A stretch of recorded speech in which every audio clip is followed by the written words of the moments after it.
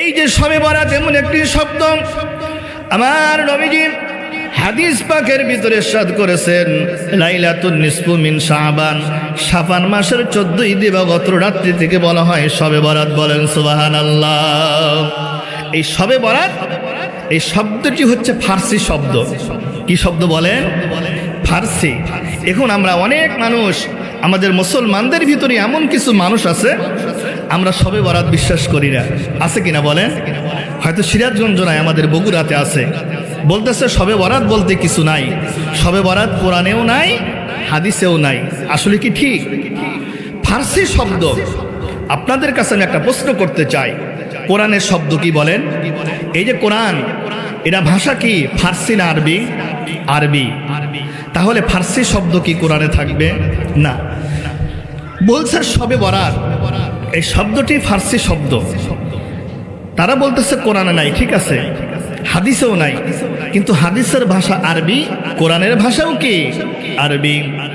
শবে বরাত শব্দটি কোরআনেও থাকবে না, হাদিসেও থাকবে না, কেননা শবে বরাত শব্দটি হচ্ছে ফার্সি শব্দ। সব অর্থ হচ্ছে রাত, আর বরাত হচ্ছে ভাগ্যর রজনী। বলেন সুবহানাল্লাহ। যারা বলে শবে বরাত নাই, আপনাদের কাছে আমি একটা প্রশ্ন করতে চাই, আমরা যে বলি নামাজ, বলি না, এই নামাজ কি কোরআন শরীফের ভিতরে আছে? পবিত্র কোরআন শরীফ সূরা বাকারা থেকে নাস পর্যন্ত তেলাওয়াত করবেন, কোনো জায়গায় কিন্তু নামাজ শব্দ কি নেই। আছে কি? সালাত। কি আছে বলেন? সালাত। আমরা যদি এটা বলতে চাই নামাজ এই শব্দটি কোরআন শরীফের ভিতরে নাই, আমরা কিন্তু প্রচলিত ভাষায় আমরা বলি নামাজ পড়তে চলো, শুক্রবারে নামাজ হোক, 5 ওয়াক্ত নামাজ হোক, কিন্তু পবিত্র কোরআন শরীফের ভিতরে কোনো জায়গায় নামাজ লেখা নাই। আছে কি? সলাত। আছে কি? সলাত। শবে বরাত যেমন ফার্সি শব্দ, এই নামাজও তেমন কি ফার্সি শব্দ। যেমন শবে বরাত কোরআনে থাকবে না, আল্লাহ পাক রব্বুল আলামিন ওয়াকিমুস সালাহ, সালাত দ্বারা এই কোরআন শরীফের ভিতরে আল্লাহ পাক রব্বুল আলামিন বলছেন সালাত মানে নামাজ। বলেন আল্লাহু আকবার। আমরা বলি রোজা, সামনে যেহেতু রোজার মাস, আর মাত্র কয়েকদিন পরে কি মাহে রমজানুল মুবারক মাসের রোজা। এখন এই রোজা কি কোরআনে আছে? হাদিসে আছে? রোজা কোরআনে নাই, হাদিসে নাই। পবিত্র কোরআন শরীফের ভিতরে 114টি সূরা তন্ন তন্ন করে খুঁজবেন, 30টি পারা খুঁজবেন, কিন্তু কোন জায়গায় রোজার কথা উল্লেখ নাই। আছে কি? ইয়া আইয়ুহাল্লাযীনা আমানু কুতিবা আলাইকুমুস সিয়ামু কামা কুতিবা আলাল্লাযীনা মিন ক্বাবলিকুম লাআল্লাকুম তাত্তাকুন। আল্লাহু আকবার। আল্লাহ পাক রব্বুল আলামিন রোজা শব্দ কোরআনের ব্যবহার করেন নাই, আল্লাহ রাব্বুল আলামিন সিয়াম শব্দ ব্যবহার করেছে। কি শব্দ বলেন? সিয়াম শব্দ ব্যবহার করেছেন। যারা শবে বরাতকে অবিশ্বাস করে এরা মুসলমান থাকতে পারে না।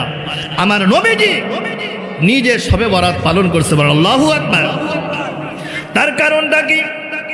14ই দিবাগত রাত্রিতে আমার নবীজি মুহাম্মদুর রাসূলুল্লাহ সাল্লাল্লাহু আলাইহি ওয়াসাল্লাম তিনি যখন ঘুমায়া পড়েছেন, আম্মা জান হযরত আয়েশা সিদ্দিকা রাদিয়াল্লাহু তাআলা আনহা তিনি নবীজির কাছে শয়ন অবস্থায় আছেন। গভীর রজনী যখন হয়ে গেলেন, আমার নবীজি রাহমাতাল লিল আলামিন ওই ঘুম থেকে উঠে আয়েশাকে ঘরের ভিতরে রেখে আমার নবীজি জান্নাতুল বাকি কবরস্থানে চলে যায়। বলেন সুবহানাল্লাহ। এটা কোন রাত? শবে বরাতের রাতে। কোন রাতে বলেন? এই যে শবে বরাতের রাত্রিতে আমার নবীজি আম্মা জান হযরত আয়েশা সিদ্দিকা রাদিয়াল্লাহু তাআলা আনহার ঘর থেকে জান্নাতুল বাকি কবরস্থানে চলে গেলেন। কবরস্থানে গিয়ে কবরবাসীদের জন্য আমার নবীজি হাউমাউ করে কাঁদতে শুরু করলেন। আম্মা জান আয়েশা সিদ্দিকা রাদিয়াল্লাহু তাআলা আনহা ঘুম থেকে জাগনা পেয়ে দেখলেন আমার পাশে নবীজি নাই। তিনি চিন্তা করলেন আমার স্বামী মুহাম্মদুর রাসূলুল্লাহ সাল্লাল্লাহু আলাইহি ওয়াসাল্লাম হয়তো নামাজে দাঁড়াইছেন। বলেন সুবহানাল্লাহ। ও মুসলমান ভাইরা, আমার বাবাজিরা, সিরাজগঞ্জের মুসলমান খেয়াল করে শুনুন, হযরত আয়েশা সিদ্দিকা রাদিয়াল্লাহু তাআলা আনহা খুঁজতে খুঁজতে খুঁজতে খুঁজতে জান্নাতুল বাকি কবরস্থানে গেলেন। সেখানে গিয়ে দেখতে পেলেন আম্মা জান হযরত আয়েশা সিদ্দিকা রাদিয়াল্লাহু তাআলা আনহা, তিনি দেখতে পেলেন আমার নবীজি জান্নাতুল বাকি কবরস্থানে গিয়ে মৃত্যু ব্যক্তিদের জন্য কান্না করে। বলেন সুবহানাল্লাহ। আর একটু জোরে আল্লাহু আকবার। আমার নবীজি মোনাজাতে হাত উত্তোলন করে কান্না শুরু করে দিলেন, কান্না শুরু করে দিলেন। আম্মা জান আয়েশা সিদ্দিকা রাদিয়াল্লাহু তাআলা আনহা তিনি পিছনে দাঁড়িয়ে থেকে নবীজির সাথে হাত তুলে আমিন আমিন করতে শুরু করলেন। যখন মোনাজাত শেষ হয়ে গেল, আয়েশা সিদ্দিকা বললেন, আমার স্বামী নবী মুহাম্মদ রাসূলুল্লাহ সাল্লাল্লাহু আলাইহি ওয়াসাল্লাম, আজকে কি জন্য আপনার জান্নাতুল বাকি কবরস্থানে এসে আপনি মৃত্যু ব্যক্তির জন্য কাঁদাকাটি করেন? বলেন সুবহানাল্লাহ। আমার নবীজি, দয়ার নবীজি, মায়ার নবীজি চোখ দিয়ে যখন টপ টপ করে পানি গড়িয়ে পড়ে, আয়েশাকে বলে, আয়েশা রে, তুমি জানো না আজকের এমন একটি রাত্রি যে রাত্রিকে বলা হয় শবে বরাতের রাত্রি, ভাগ্যর রজনী। ও আয়েশা রে, আজকে এমন একটি রাত্রি, এই রাত্রিতে আমি আল্লাহ রাব্বুল আলামিনের কাছে আমার মৃত উম্মতের জন্য কাঁদাকাটি করে তাদের জীবনের গুনাহ মাফ চাইতে এসেছি। বলেন সুবহানাল্লাহ।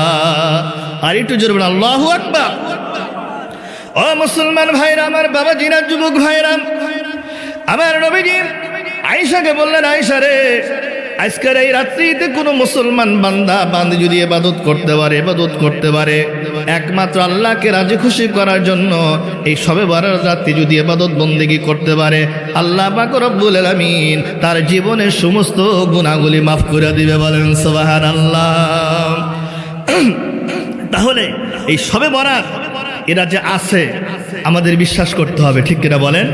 শবে বরাত যদি না বিশ্বাস করেন তাহলে রাসূল সাল্লাল্লাহু আলাইহি সাল্লামকে তাকেও অবিশ্বাস করা হবে। মাসটা চলছে শাবান মাস। এই শাবান মাসে কিছু কিছু ঘটনা আল্লাহ রাব্বুল আলামিন ঘটিয়ে দিয়েছেন মুসলমান ভাইরা আমার। এই শাবান মাস এমন একটি মাস যেই মাসে আল্লাহ পাক রব্বুল আলামিন আমার নবীজিকে কিবলা পরিবর্তন করে দিয়েছে। বলেন সুবহানাল্লাহ। কারণ হচ্ছে আমার নবীজি রাহমাতাল লিল আলামিন তিনি মক্কা থেকে হিজরত করে যখন মদিনায় চলে যায়, মদিনাতে গিয়ে আমার নবীজি এক নয় দুই নয় 16 থেকে 17 মাস পর্যন্ত বাইতুল মুকাদ্দাসের দিকে ফিরিয়ে নামাজ আদায় করেছে। কোন দিক? বাইতুল মুকাদ্দাস। কথা বলেন কোন দিক? আমরা যে এখন নামাজ পড়ি, আমরা কোন দিক নামাজ পড়ি? কাবার দিক। পশ্চিম মানে আছে আমাদের কি কাবা। এখন যদি আমরা পূর্ব দিকে হয়ে নামাজ পড়ি, নামাজ হবে? উত্তর দিকে হয়ে নামাজ পড়লে নামাজ হবে? দক্ষিণ দিকে হয়ে নামাজ পড়লে নামাজ হবে? নামাজ হবে না। আমার নবীজি রাহমাতুল লিল আলামিন যখন মদিনাতে হিজরত করলেন, হিজরত করার পর 16 থেকে 17 মাস পর্যন্ত আমার নবীজি বাইতুল মুকাদ্দাসের দিকে মুখ আদায় করে কেবলা করে নামাজ আদায় করতেন। হঠাৎ করে একদিন আমার নবীজি রাহমাতুল লিল আলামিন তিনি মনে মনে ভাবলেন, আল্লাহ, বাইতুল মুকাদ্দাস আমার কেবলা না হয় যদি কাবা ঘর কেবলা হতো, আমার মনের ভিতরে আমি আনন্দ পাইতাম, প্রশান্তি পাইতাম। বলেন সুবহানাল্লাহ। আমার নবীজি নামাজের ভিতরে আল্লাহর কাছে চাইলেন। কার কাছে? এই নবীজি মুহাম্মদ সাল্লাল্লাহু আলাইহি সাল্লাম জোহরের নামাজ যখন পড়তেছিলেন, কুবার মসজিদের পাশেই সেখানে আরেকটা মসজিদ আছে, ওই মসজিদে যখন জোহরের নামাজ কয় রাকাত? বলেন জোহরের নামাজ কয় রাকাত? আর একটু জোরে বলেন কয় রাকাত? 4 রাকাত। আমার নবীজি যখন বাইতুল মুকাদ্দাসের দিকে মুখ ফিরিয়ে জোহরের 4 রাকাত নামাজে যখন নিয়ত করলেন, ও মুসলমান ভাইরা, আমার বাবাজিরা, যুবক ভাইরা, পদ্মারানের মা ও বোনেরা খেয়াল করে শুনবেন। জোহরের 4 রাকাত নামাজ যখন আমার নবীজি বাইতুল মুকাদ্দাসের দিকে মুখ করে যখন আল্লাহু আকবার বলে তাকবীর বেঁধে নামাজ শুরু করলেন, 2 রাকাত নামাজ যখন শেষ হয়ে গেল, আমার নবীজি শুধুমাত্র আকাশের দিকে মাথা উঠাতে শুরু করলেন। বলেন সুবহানাল্লাহ।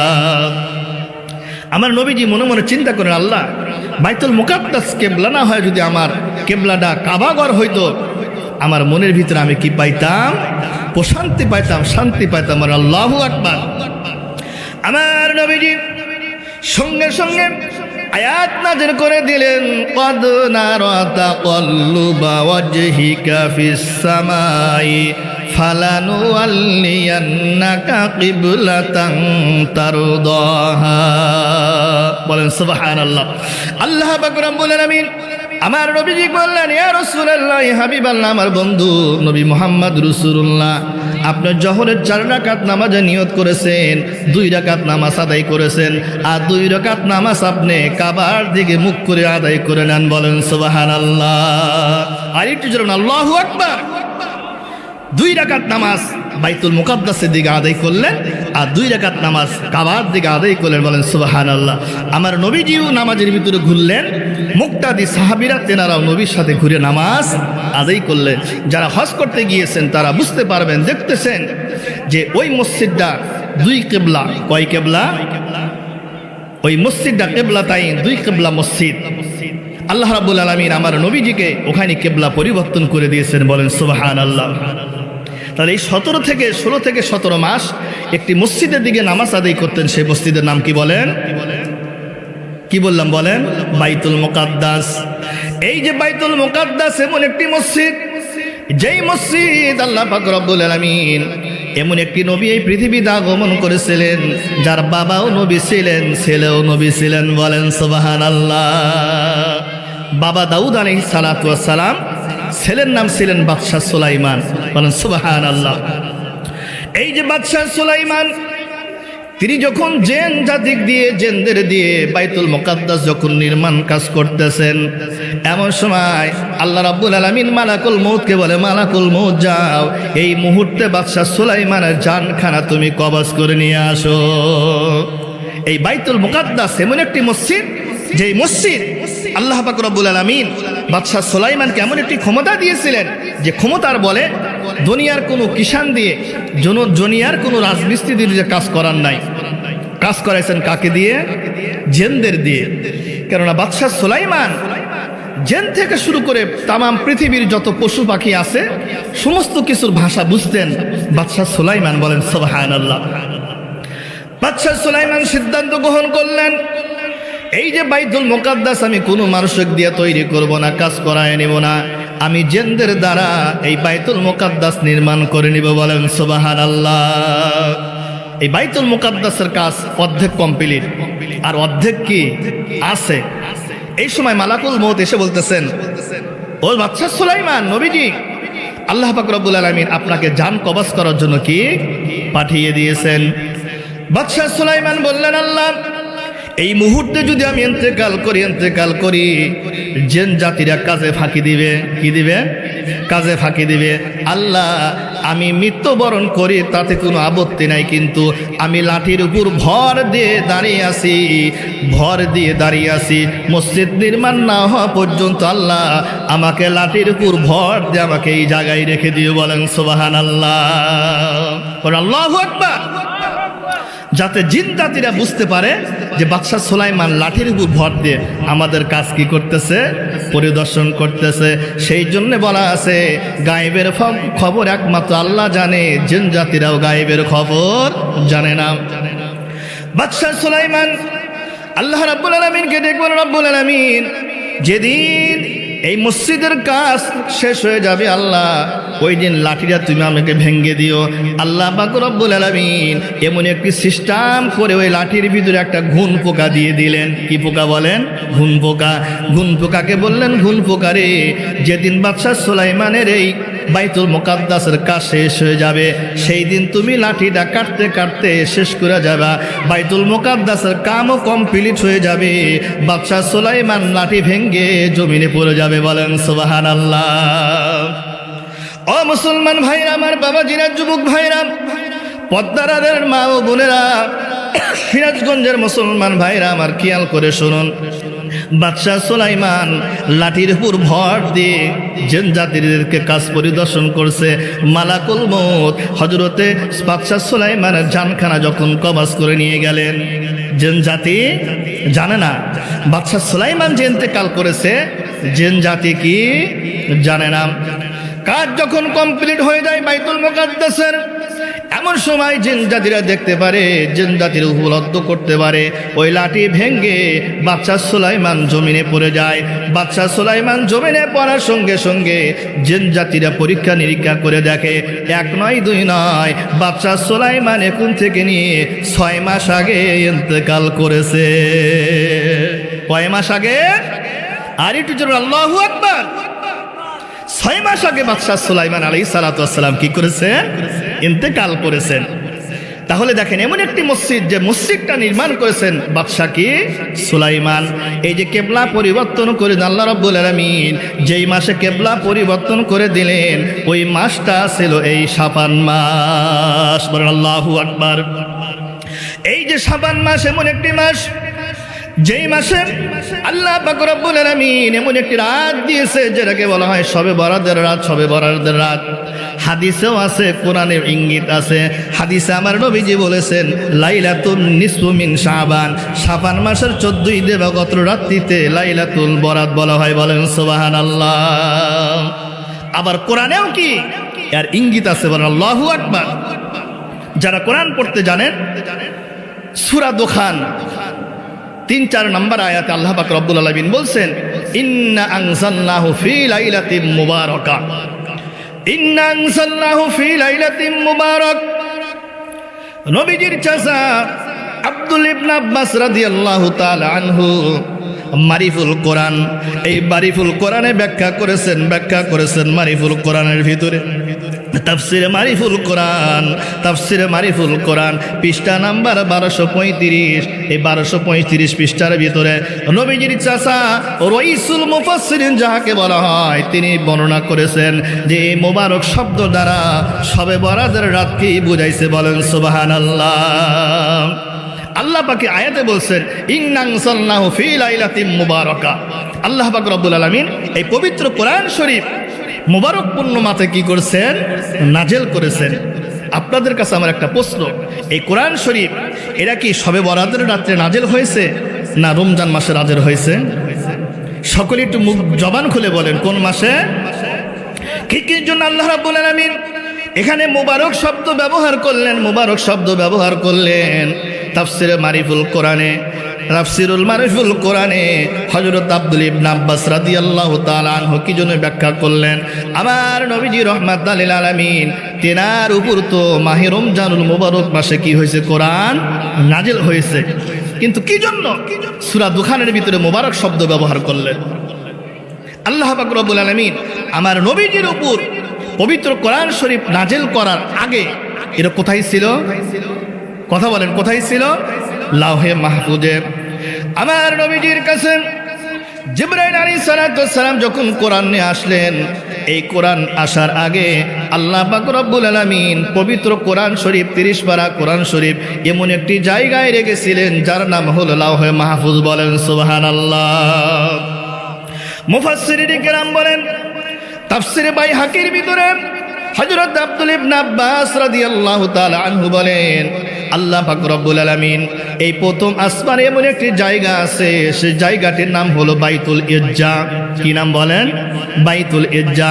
এই বাইতুল ইজ্জা নামক স্থানে আল্লাহ রাব্বুল আলামিন বাইতুল মাহফুজ, আল্লাহ রাব্বুল আলামিন এই বাইতুল ইজ্জা নামক স্থানে আল্লাহ তাআলা এই শবে বরাতের রাত্রিতে মহান রাব্বুল আলামিন লাউহে মাহফুজ থেকে সম্পূর্ণ কোরআন শরীফ এই বাইতুল ইজ্জা নামক স্থানে আল্লাহ রাব্বুল আলামিন অবতীর্ণ করেছে। বলেন সুবহানাল্লাহ। আর একটু আল্লাহু আকবার। তাহলে এমন একটি রাত শবে বরাতের রাত, এই রাতে আল্লাহ পাক রব্বুল আলামিন লাউহে মাহফুজ থেকে পবিত্র কোরআন, সম্পূর্ণ কোরআন শরীফ আল্লাহ পাক রব্বুল আলামিন প্রথম আসমানে বাইতুল ইজ্জা নামে কি করছেন? নাজিল করেছেন। সেই জন্য মুবারক শব্দ দ্বারা বোঝাচ্ছেন ইন্না আনজালনাহু ফি লাইলাতিন মুবারাকা। এই মুবারক পূর্ণ রাতে আল্লাহ রাব্বুল আলামিন 30 পারা কোরআন শরীফ আল্লাহ তাআলা প্রথম আসমানে বাইতুল ইজ্জা নামক স্থানে অবতীর্ণ করেছে। বলেন সুবহানাল্লাহ। সেখান থেকে আল্লাহ রাব্বুল আলামিন আমার নবীজির উপর 1 বছর নয়, 2 বছর নয়, দীর্ঘ 23 বছর। কয় বছর বলেন? দীর্ঘ 23টা বছর পর্যন্ত আমার নবীজির উপর কোরআন শরীফ নাজিল করেছেন। আর এই কোরআন শরীফের প্রথম যে 5 আয়াত আল্লাহ পাক নাজিল করলেন সেটা হলো সূরা আলাক। কি সূরা? সূরা আলাক। কোন রাতে নাযিল করেছেন? আল্লাহ রাব্বুল আলামিন বলছেন ইন্না আনজালনাহু ফি লাইলাতিল কদর। বলেন সুবহানাল্লাহ। ওই বাইতুল ইজ্জা থেকে আল্লাহ রাব্বুল আলামিন প্রথম 5টি আয়াত আমার নবীজির উপর মাহে রমজানুল মুবারক মাসে কি হয়েছে? নাযিল করেছে। বলেন সুবহানাল্লাহ। কোন 5টি আয়াত নাযিল করেছেন? আল্লাহ পাক রব্বুল আলামিন পবিত্র কোরআনে বলছেন ইকরা বিসমি রাব্বিকাল্লাযী খালাক খালাকাল ইনসানা মিন আলাক ইকরা ওয়া রাব্বুকাল আকরাম আল্লাযী আল্লামা বিল কলাম আল্লামাল ইনসানা মা লাম ইয়ালাম। বলেন সুবহানাল্লাহ।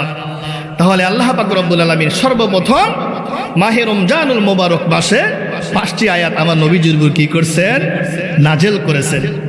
তো এই যে শবে বরাতের আলোচনা, এই শবে বরাত যা আছে এটা অবশ্যই আমাদের কি করতে হবে? বিশ্বাস করতে হবে।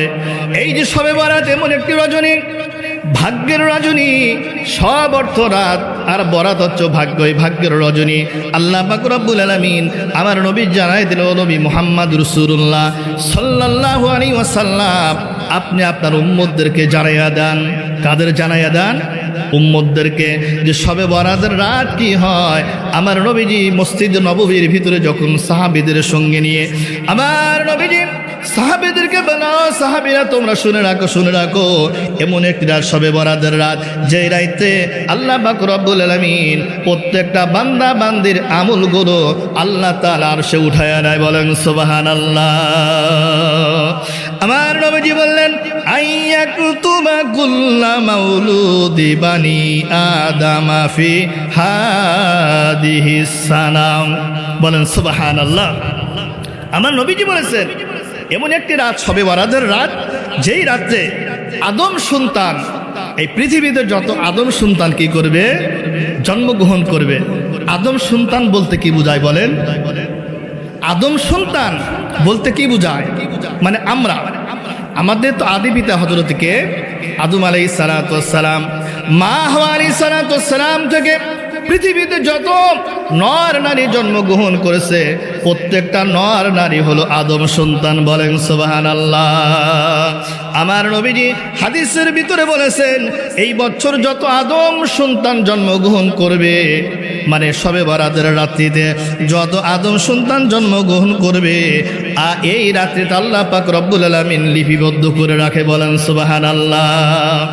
আগামী 1 বছর যত আদম সন্তান মার গর্ভে আসবে, তারপরে পৃথিবীতে আগমন করবে, এই শবে বরাতের রাত্রিতে সেটা কি করা হয়?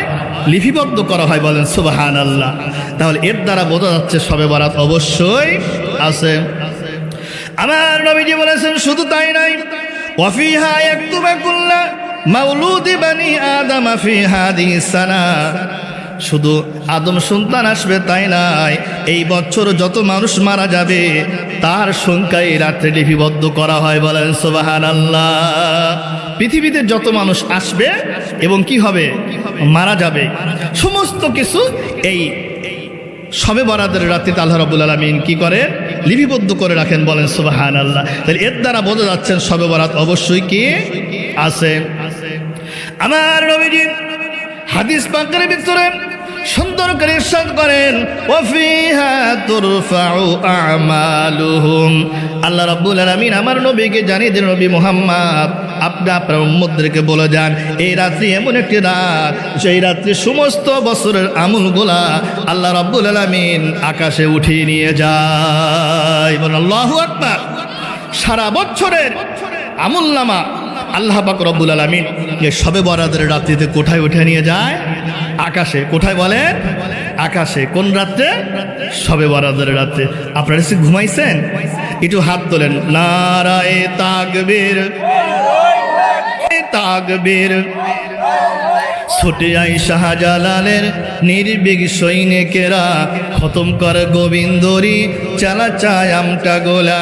অলিদের এই ভূমিতে, অলিদের এই ভূমিতে বিপ্লবেরই মশাল জ্বালা, বিপ্লবেরই মশাল জ্বালা। নারায়ে তাকবীর। ছুটে আই শাহজালালের নির্ভীক সৈনিকেরা, খতম কর গোবিন্দরি চালা চায় আমটা গোলা। অলিদের এই ভূমিতে বিপ্লবেরই মশাল জ্বালা, বিপ্লবেরই মশাল জ্বালা। শাহজালালের স্বপ্ন ছিল আল কোরআনে জ্বলবে আলো, বলেন মারহাবা। শাহজালালের স্বপ্ন ছিল আল কোরআনে জ্বলবে আলো, সে আলো ছড়িয়ে দিতে বিপ্লবেরই মশাল জ্বালা। ছুটে আই শাহজালালের নির্ভীক সৈনিকেরা, খতম করা গোবিন্দরি চালা চায় আমটা গোলা। আল্লাহু আকবার। তাহলে এমন একটি রাত, এই রাত্রে শবে বরাতের রাত্রে আল্লাহ রাব্বুল আলামিন তামাম পৃথিবীর যতগুলা মানুষ আছে এই মানুষগুলার আমলগুলো আল্লাহ রাব্বুল আলামিন কোথায় উঠিয়ে নিয়ে যায়? আকাশে। বলেন সুবহানাল্লাহ।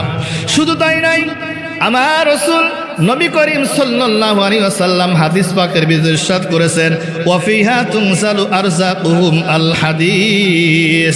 এবং এমন এই রাত্রিতে সমস্ত মানুষের রিজিক আল্লাহ রাব্বুল আলামিন বন্টন করে। বলেন সুবহানাল্লাহ। তামাম পৃথিবীর যতগুলা মানুষ আছে এই মানুষের রিজিক এই শবে বরাতের রাত্রিতে আল্লাহ রাব্বুল আলামিন কি করেন? বন্টন করেন। বলেন সুবহানাল্লাহ। রিজিক দেওয়ার মালিককে বলেন, রিজিক দেওয়ার মালিককে আল্লাহ। আমরা রিজিকের জন্য তন্ন তন্ন করে খুঁজি, কর্মজীবন থেকে শুরু করে সব জায়গায় হাহাকার।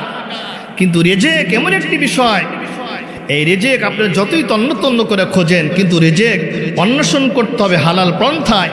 আর এই যে রিজিক দেওয়ার মালিক হলো আমাদেরকে আল্লাহ। বলেন সুবহানাল্লাহ। তাহলে শবে বরাতের রাত এমন একটি রাত, যেই রাতে আল্লাহ পাক রব্বুল আলামিন মানুষের রিজিক কি করেন? বন্টন করেন।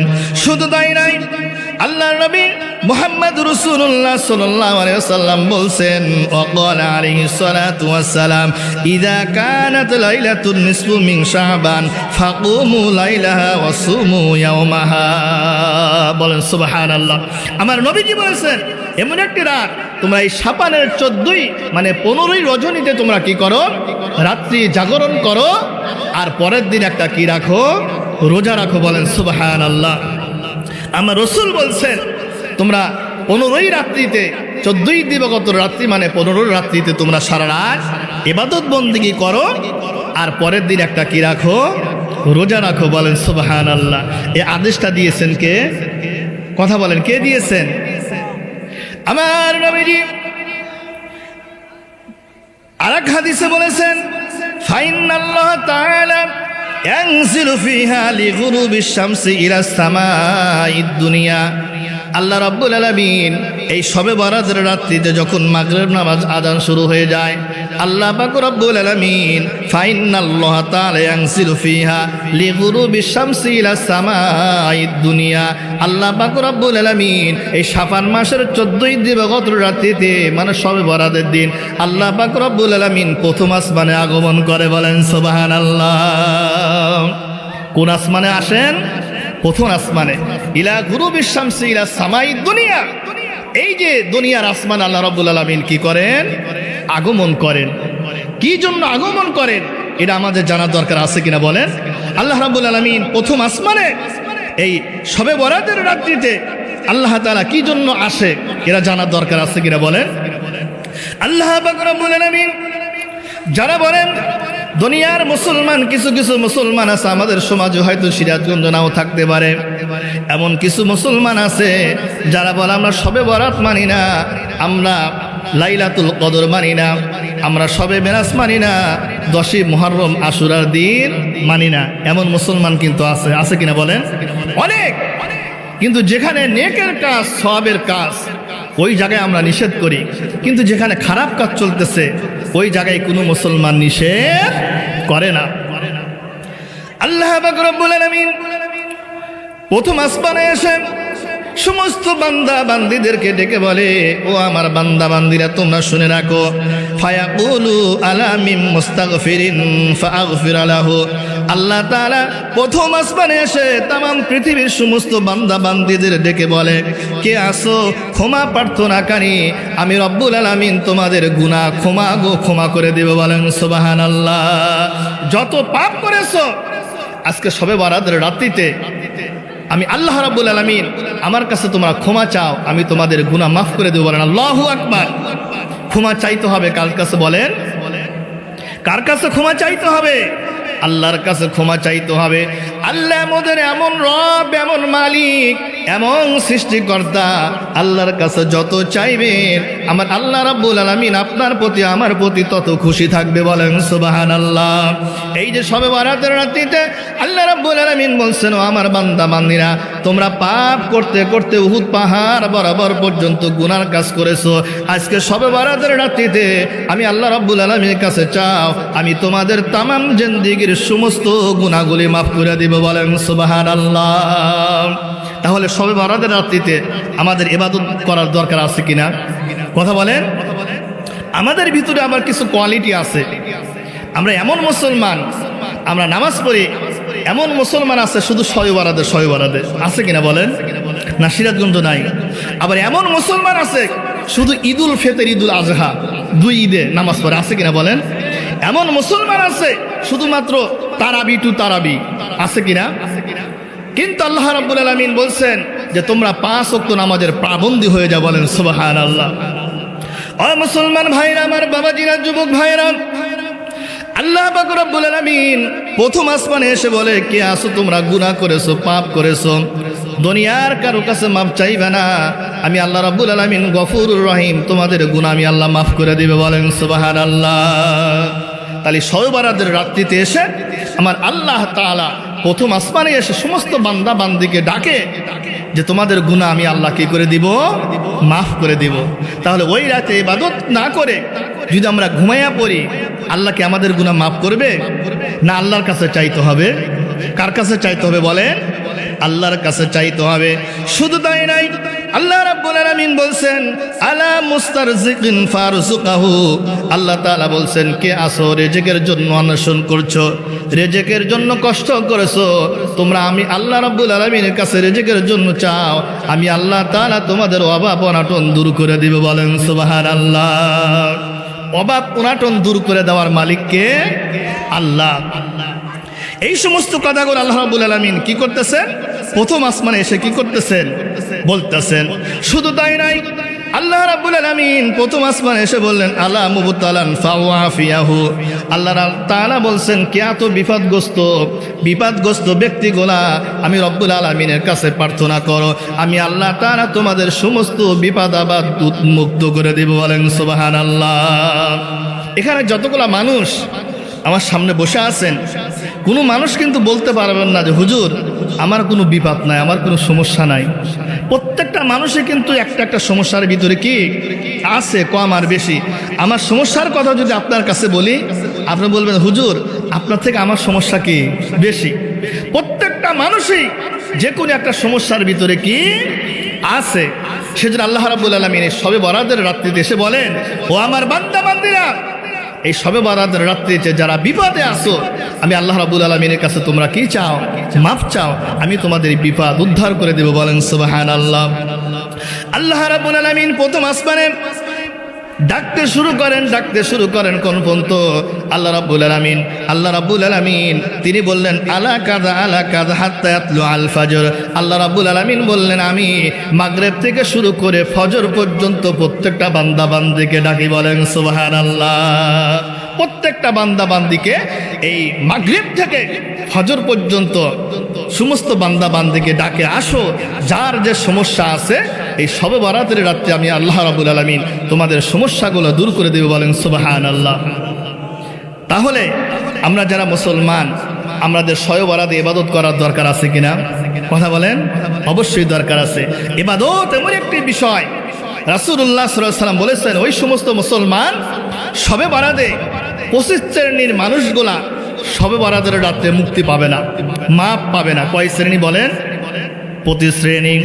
আমার নবীজি রাসূল পাক সাল্লাল্লাহু আলাইহি ওয়াসাল্লাম মসজিদ নববীর ভিতরে যখন বসে আছেন, এমন সময় হযরত আবু বকর সিদ্দিক রাদিয়াল্লাহু তাআলা আনহু আমার নবীজিকে জিজ্ঞাসা করলেন, আল্লাহ নবী মুহাম্মদ সাল্লাল্লাহু আলাইহি ওয়াসাল্লাম, আপনার কাছে আমরা একটা কথা জানতে চাই, এই শবে বরাতের রাত্রে কি সমস্ত মানুষকে আল্লাহ রাব্বুল আলামিন মাফ করে দিবে নাকি?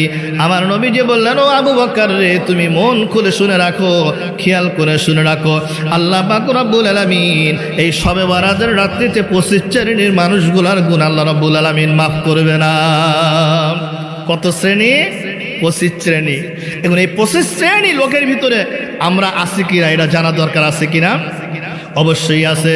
হযরত আবু বকর সিদ্দিক রাদিয়াল্লাহু তাআলা আনহু আমার নবীজিকে বললেন, ইয়া রাসূলুল্লাহ, ইয়া হাবিবাল্লাহ, রাসূল গো, তার ভিতরে প্রথম নাম্বারটা আমাদের একটু বলে দেন। আমার নবীজি বলেছেন, ওই সমস্ত মুসলমান বান্দা বান্দি যাদের দোয়া আল্লাহ রাব্বুল আলামিন শবে বরাতে কবুল করবে না, প্রথম নাম্বার হলো যারা হলো বেনামাজি। যারা কি? বেনামাজি। এই বেনামাজি যতই শবে বরাতের রাত্রিতে আল্লাহকে ডাকে, ইবাদত বন্দেগী করে, আল্লাহ রাব্বুল আলামিন বেনামাজির দোয়া শবে বরাতে কবুল করবে না। তাহলে এক নাম্বার কারা বলেন? বেনামাজি। আবার রাসূল বললেন, ও সাহাবীরা তোমরা শুনে রাখো, শবে বরাতের রাত্রি এমন একটি রাত্রি, যেই রাত্রিতে তামাম পৃথিবীর মানুষের গুনাহগুলো মাফ করে দেওয়া হবে, কিন্তু যারা বেনামাজি, এই বেনামাজি ব্যক্তির দোয়া শবে বরাতের রাত্রে কবুল করা হবে না। আমার নবীজির সাহাবীরা জিজ্ঞাসা করলেন, ইয়া রাসূলুল্লাহ, ইয়া হাবিবাল্লাহ, ও নবীজি 2 নাম্বার কারা? 2 নাম্বার কারা? আমার নবীজি বললেন, ও সাহাবীরা শুনে রাখো, 2 নাম্বার হচ্ছে ওই সমস্ত মুসলমান যারা হলো মা বাবার অবাধ্য সন্তান। যারা কি? মা বাবার অবাধ্য সন্তান। আল্লাহ রাব্বুল আলামিনের হুকুম পাওয়া, হুকুম আহকাম বিধান মানার পর আল্লাহ তাআলা বলছেন, তোমরা মা বাবার কি করো? খেদমত করো। 1 নাম্বার যারা নামাজ পড়ে না, 5 ওয়াক্ত শবে বরাত দিন এসে আল্লাহর কাছে ক্ষমা চাই, তাদের গুনাহ মাফ হবে না। 2 নাম্বার আমার নবীজি বলেছেন, যারা পিতামাতার অবাধ্য সন্তান, এই অবাধ্য সন্তানের গুনাহগুলো আল্লাহ রাব্বুল আলামিন শবে বরাতের দিন কি করবে না? মাফ করবে না। 3 নাম্বার আমার নবীজি বললেন, ও সাহাবীরা, 3 নাম্বার ওই সমস্ত ব্যক্তি যারা কি করে? মদ পান করে। যারা কি করে? মদ পান করে। এই মদ পান ব্যক্তিদের শবে বরাতে যত ইবাদত করুক, তাদের ইবাদত আল্লাহ রাব্বুল আলামিন কবুল করবেন না। 4 নাম্বার বলছেন, আমার নবীজি বলছেন, ও সাহাবীরা, 4 নাম্বার হচ্ছে ওই সমস্ত বান্দা বান্দি যারা নাকি কি করে? যারা গণক ঠাকুরের কাছে, সন্ন্যাসীর কাছে যারা হাত দেখায়। কি দেখায়? অনেক মানুষ আছে কিন্তু হাতের রেখা দেখে কি করে? ভাগ্য নির্ণয় করে। আছে কিনা বলেন? যারা গণক ঠাকুরের কাছে যায় নিজের হাত পরীক্ষা করার জন্য, যে আমার ভাগ্য কি আছে একটু দেখেন, আছে কিনা বলেন? যারা গণকের কাছে হাত দেখায়, যারা ভাগ্য নির্ধারণ করে, আল্লাহ পাক বলছেন তাদের 40 দিনের ইবাদত বন্দেগী কি হয়ে যায়? নষ্ট হয়ে যায়। এই সমস্ত 25 শ্রেণীর মানুষের গুনাহ আল্লাহ রাব্বুল আলামিন ক্ষমা করবে না। সর্বশেষে আমার নবীজি বলছেন, ও সাহাবীরা তোমরা শুনে রাখো, আল্লাহ তো গফুরুর রহিম। কোন মুসলমান বান্দা বান্দি যদি এই শবে বরাতের রাতে তুবু ইলাল্লাহি তাওবাতান নাসুহা, খাঁটি নিয়তে যদি আল্লাহ রাব্বুল আলামিনের কাছে ক্ষমা চায়, আল্লাহ রাব্বুল আলামিন বলছেন তওবা করার সঙ্গে সঙ্গে আমি রাব্বুল আলামিন তার জীবনের সমস্ত গুনাহগুলো মাফ করে দিবে। বলেন সুবহানাল্লাহ। তওবা করতে হবে সঠিকভাবে। তওবা মানে কি? ফিরে আসা। তওবা মানে কি বলেন? ফিরে আসা। ওই কাজ যেন আমার দ্বারা কি হয়? না হয়। এটা হলো তওবা। তাহলে শবে বরাত এমন একটি রাত আমাদের সামনে, শবে বরাত রাত উপস্থিত হতে যাচ্ছে সামনে কয়েকদিন পর। আল্লাহ রাব্বুল আলামিন যেন আমাদেরকে শবে বরাতের রাত্রিতে বেশি বেশি নেক আমল করার তৌফিক দান করে। বলেন আমিন। আর একটু মুহাব্বতে বলেন আমিন।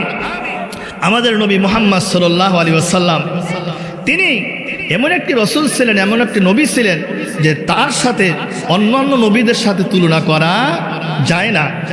আমার নবী এমন একটি নবী, অন্যান্য নবীদের সাথে আমার নবীজি তুলনা করা যায় না।